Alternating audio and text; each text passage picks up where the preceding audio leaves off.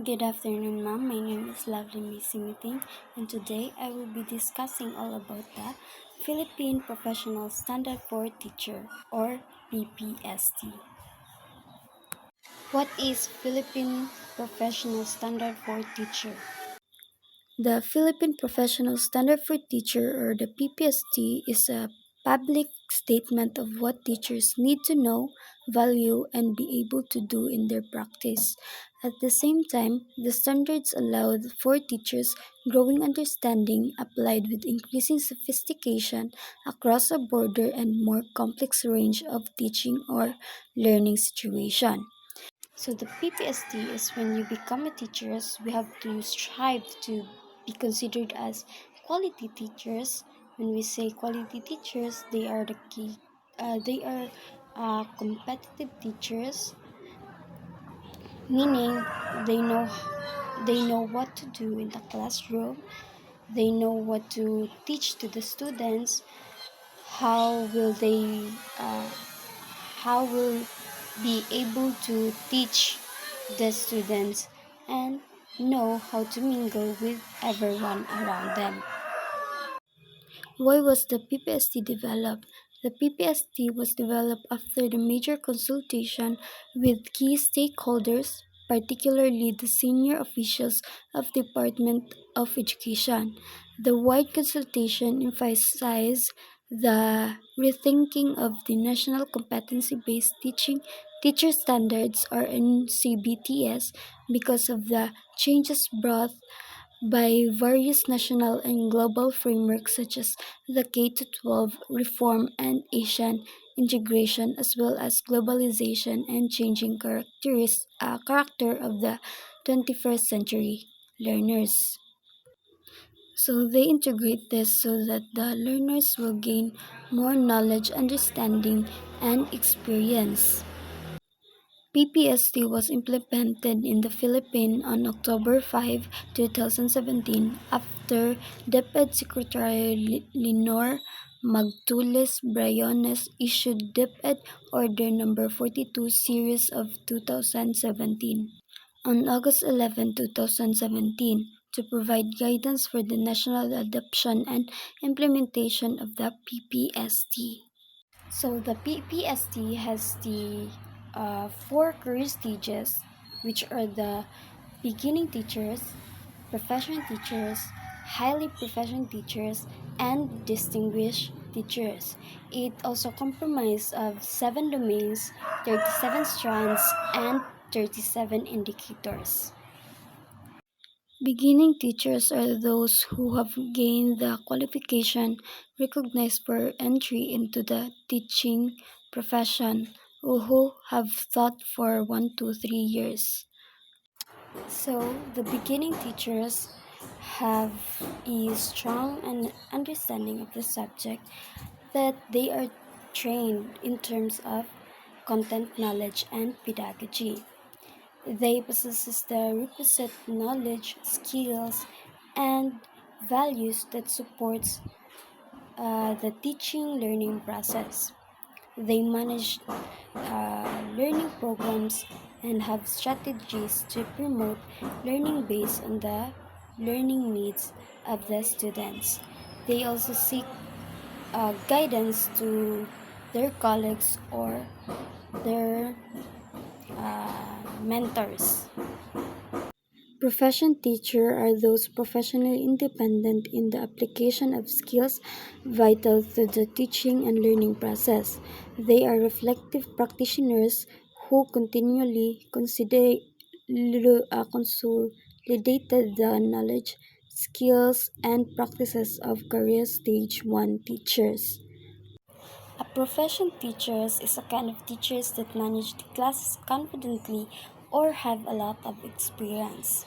So they are skilled in planning, implementing, and managing learning programs. So they are actively engaged in collaborative learning with the professional community and other stakeholders for mutual growth and advancement. So the third career stage is highly professional teacher. These are the consistently display a high level of performance in their teaching practice. They have high education focus situation, cognition, more depth in problem solving and optimize opportunities gained from experience. So example of a highly professional teachers are a master teachers who coaches junior teachers or the beginning teachers.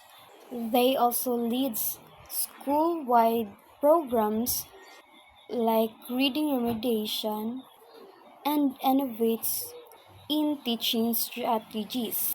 They also work collaboratively with them to enhance the learning and practice potential of their colleagues.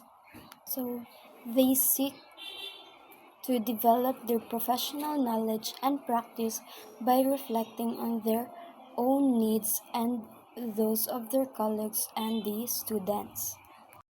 So the four career stages or the last career stage is distinguished teachers. They embody the highest standard for teaching grounded in global best practices. They are recognized as teachers in education, contributors to the profession, and initiators of collaboration. So the distinguished teachers, they are nationally recognized teachers who conducts research or with doctorals. They leads teacher training programs and represents teacher in policy discussions. They commit to inspire the education community and stakeholders for the improvement of education provision in the Philippines.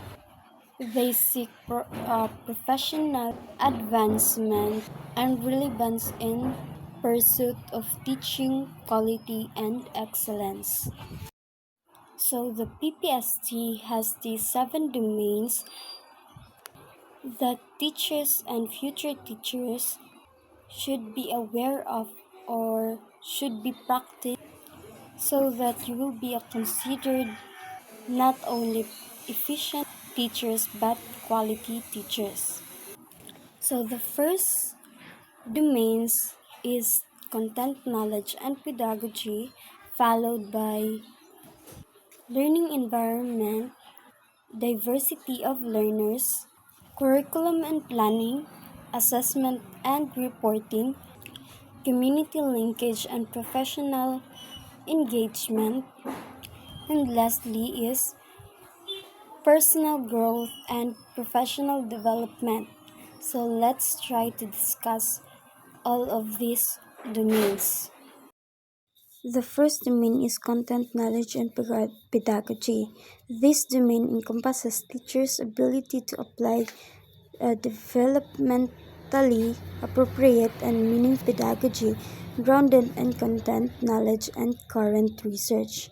This domain has a seven strands, which are the content knowledge and its application within the across curriculum areas, research-based knowledge and principles of teaching and learning, positive use of ICT, strategies for promoting literacy and numeracy, strategies for developing critical and creative thinking as well as other higher order thinking skills, mother tongue Filipino and English in teaching and learning, classroom communication strategy.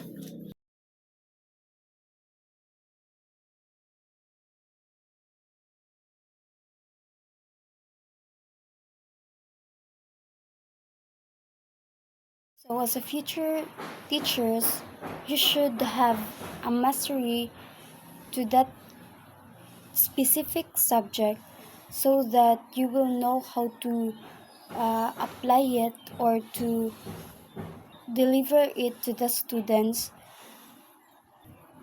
because if you have a mastery of that subject, the students will easy to understand the content that is appropriate to your teaching strategies.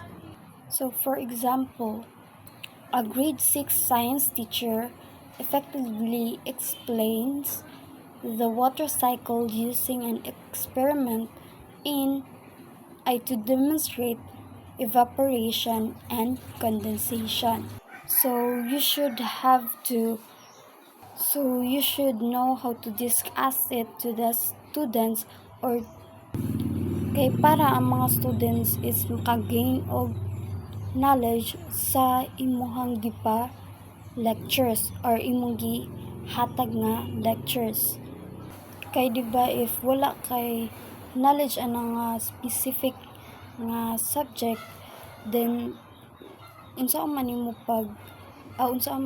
pag-deliver ana sa mga students or unsaon man pagkat-on sa mga students nga maka-learn pud sila ana nga subject. So the second domain is learning environment. This domain centers on creating an environment that is learning focused and in which teachers professionally manage behavior in a physical and virtual space. Strand 2.1 is learner safety and security. Strand 2.2 is for learning and environment. Strand 2.3 is management of classroom structure and activities. Strand 2.4 support for learner participation. Strand 2.5 promotion of purposive learning. Strand 2.6 management of learner behavior. So as a teacher, we should create a safe and exclusive environment for the students that will motivate them from learning. Kay di ba kanang katong mga teacher sa zona is mangita sila paagi nga maka-motivate sa ato or natay safety sa ara nga classroom. So for example, teachers arrange the classroom into group stations to encourage collaboration and accommodate students with special needs by providing assistive materials. Okay, di ba if na special needs is needs nasa lay mga kanang kapansanan no. So dapat mangita jud kanang safety nga lugar para sa ilaha nga dili sila bitaw mo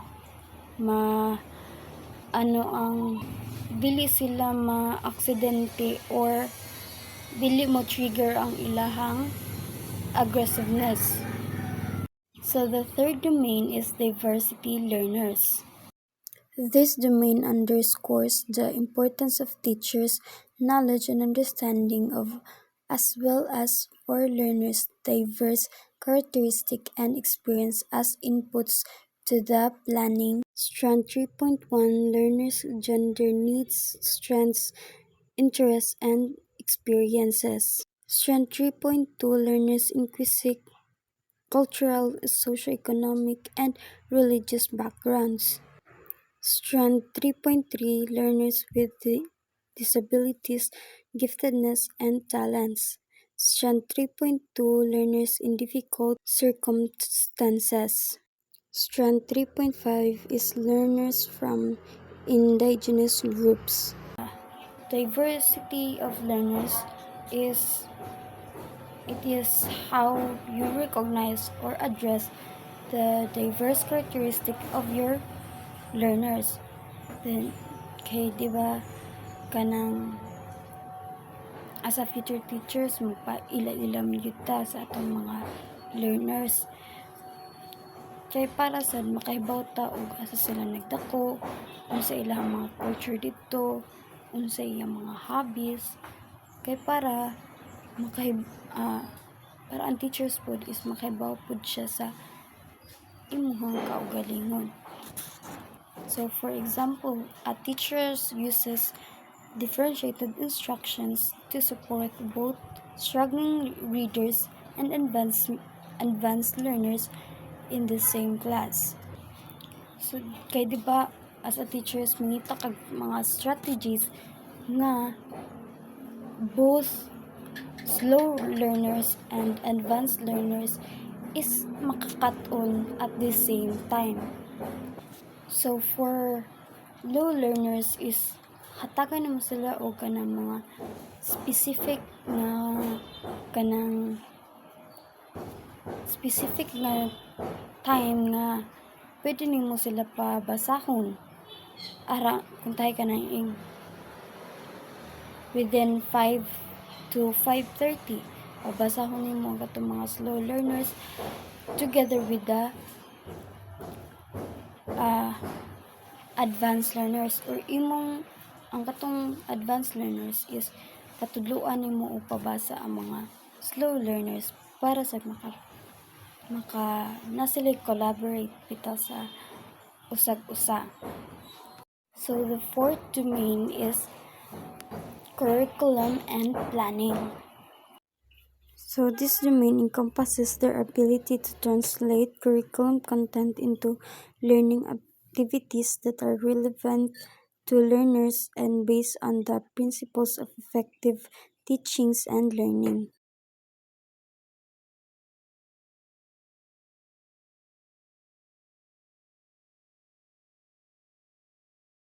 Designing, implementing, and evaluating learning programs aligned with the curriculum.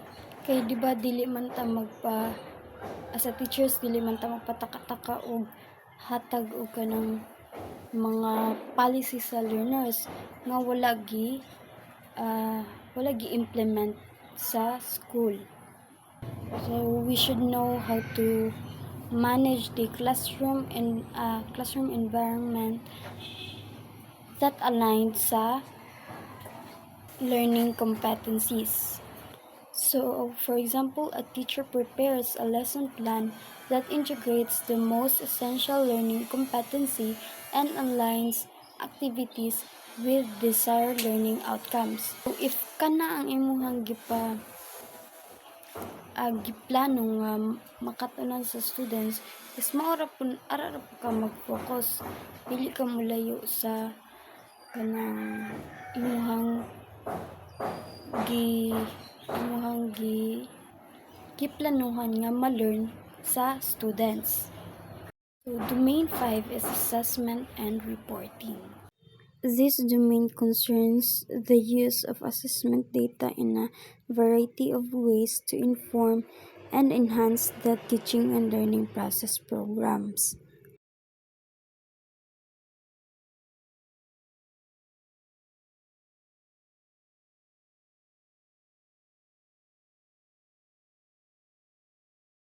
So, using appropriate assessment tools to monitor and evaluate students' progress and inform instructions. Di ba magpa-assess ta sa mga students para makaibaw tang mga teachers or future teachers o nganong lack aka nga students is gamay iyang grades ana or basic wala bitaw nimo na deliver og tarong ang imuhang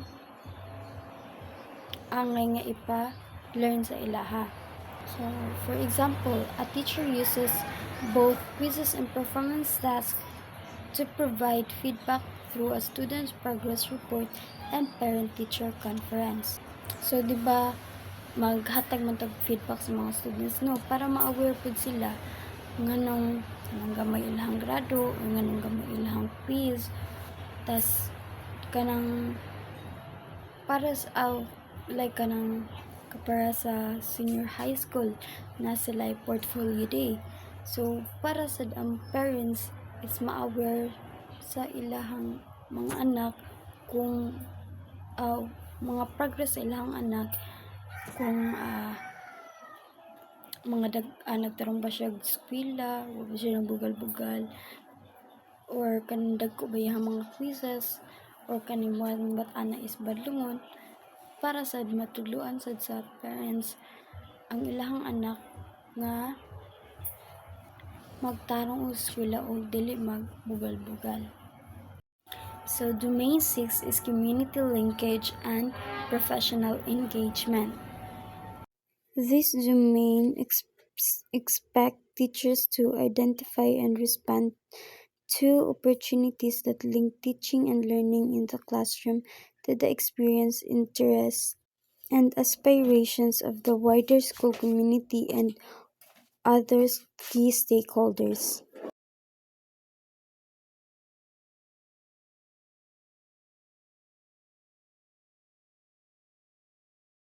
So, establishing partnership with families, school communities, and stakeholders.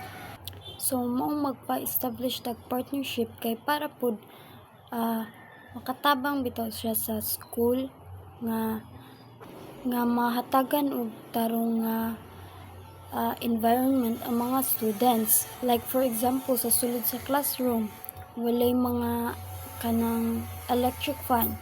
Then, ay possibility nga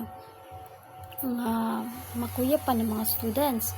So, dapat mag-usa ang parents, mga teachers, mga stakeholders nga mag-implement og kanang mga gamit sa sulod sa classroom para ma-prevent ang hazard sa sulod sa classroom.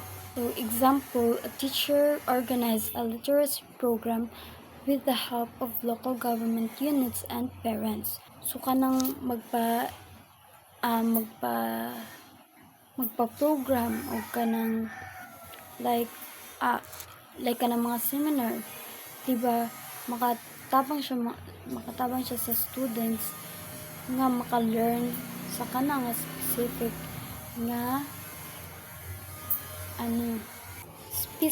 nga topic kay para pud makapromota og harmonious relationship with the students, parents, schools, and wider community. Lastly is domain 7, which is the personal growth and professional and development. This domains values personal and professional reflection and learning to improve practice. It accentuates teachers' proper and high personal regard for the profession by maintaining qualities that uphold dignity and of teaching, such as caring attitude, respect, and integrity.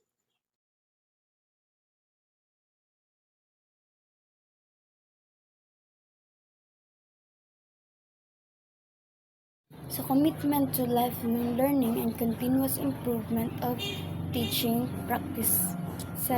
So, we should maintain a quality that upholds the dignity of teaching, such as caring attitude, respect, and integrity, kay para magkasinabtayan na mo sa imong mga students.